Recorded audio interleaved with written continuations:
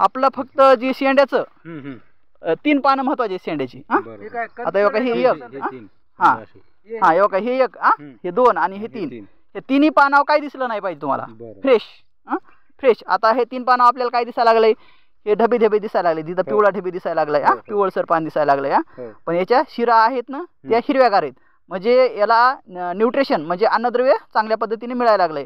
म्हणजे काय व्हायला लागलंय की हरितलव, म्हणजे ज्याला आपण मराठीमध्ये काय म्हणतो, क्लोरोफिल इंग्लिशमध्ये म्हणतात, मराठीमध्ये हरितलव म्हणतात. हे हरितलवाची जी प्रक्रिया आहे इथं फळ चांगली आहे, हिरवी आहेत, हिरव्या म्हणजे जे आपल्या रक्तवाहिन्या आहेत ना तसं असतं हे पानाच्या रक्तवाहिन्या. तर ह्या चांगल्या आहेत, त्याची काय अडचण नाही. ज्या दिवशी तुमचं हे पानाच्या रेषा पिवळ्या पडतील किंवा लाल पडतील, पांढऱ्या पडतील, त्या दिवशी समजायचा प्रॉब्लेम आहे. तोपर्यंत नाही. याला हे झालंय कंदसड. नाही कंदसड नाही, याला